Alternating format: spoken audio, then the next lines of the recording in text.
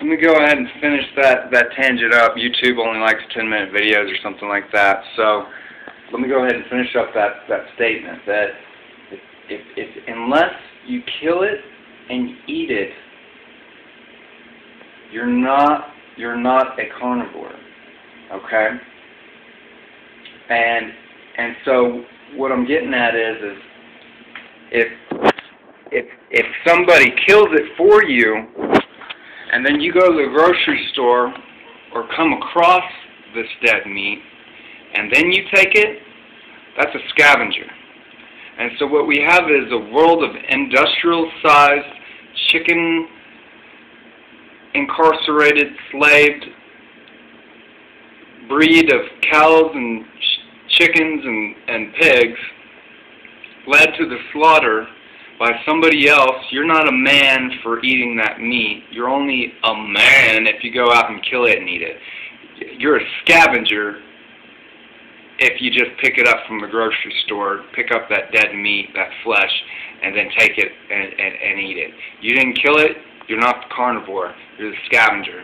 So that's a very important thing that you realize, that they've made us kind of this reptilian, vulturistic bird of a scavenger that is eating this industrial-sized, enslaved world of our creatures and the beautiful living creatures that are there that serve a purpose. Now we're going to go into something bigger and deeper. So what the deal is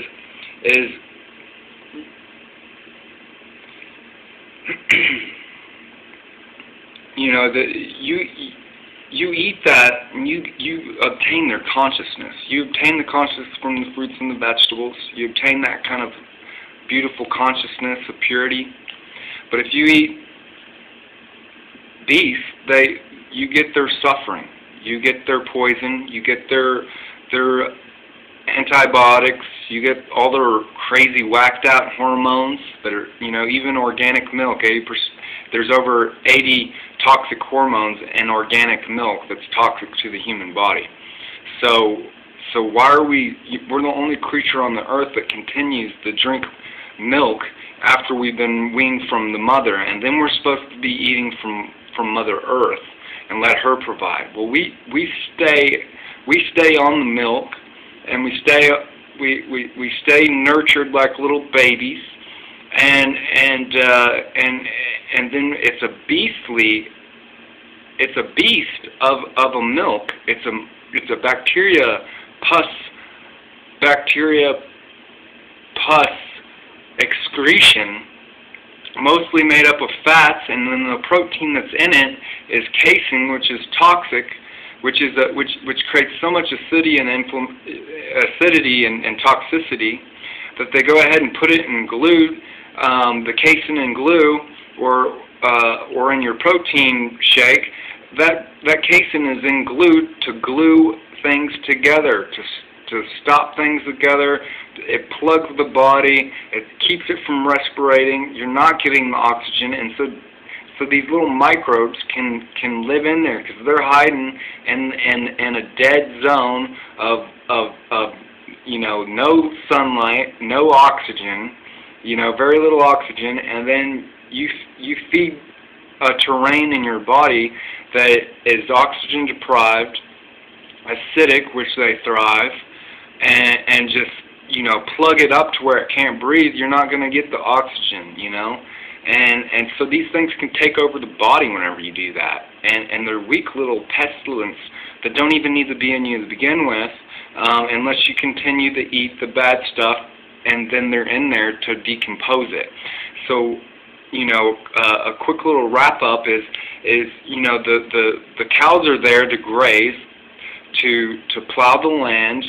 They're there to clear the land by eating all the grass, the crap in it, and defecate, which is just, you know, been filtered grass that now has, you know, a lot of the nitrogen and those things that are actually going to be very good fertilizer. So they're there to make more earth, to clear more land, and so we can grow our food, which is the grasses and those things. Well, you know, they would naturally go out there and eat the corn, or they'd go out there and they would naturally eat the flowers and the grass and stuff like that. Well, we eat them, and we're doing a big disservice to us. Now, I'm not saying we wouldn't want to live off of, you know, cow's milk and those things if it were necessary. If you're weak, you might need to eat meat. If you're really weak and starving and malnutrition, you might need that milk. But for the most of the population, we don't need those things, and they'll just make us sicker. And so these grazing animals, you know, a bunny rabbit, it knows not to eat the purple flower once the grass is flowered, because they know that yeast, mold, and bacteria is going to take it back into the earth and remineralize and get those minerals back into the soil. And they know that it's optimum to eat the grass before it buds, because once it's once it buds, it's pretty much dying at that point. It's lost. It's past the point of optimization, and it's now going to be start becoming deficient in the proteins and the nutrients. So the best thing to do is eat grass before it buds. Well, this plays a factor in the fact that we're not supposed to be eating corn, because that's a budded grass kind of thing, and the soy and the wheat. The wheat is now a budded germ, like a wheat germ, and now we're spraying pesticides, herbicides, fungicides on this, because those are naturally there to destroy it to where we wouldn't eat it, right? Because it's already past the point of best nutrition. So then it sprouts that, and then the wheat, you know, the wheat sprouts. Drink wheatgrass. Don't eat wheat. You know, you can eat wheat. It'll be very sustaining, and you'll survive on wheat bread for a long time. But we're not just supposed to survive. We're supposed to thrive. So you know, the bread will sustain you, but it will ultimately decline your health, especially if you eat it too much. So what you do is you let the yeast, mold, and bacteria take back the wheat once it's been you know, sprouted or whatever, or not sprouted, but once it's budded, and you let those things take that.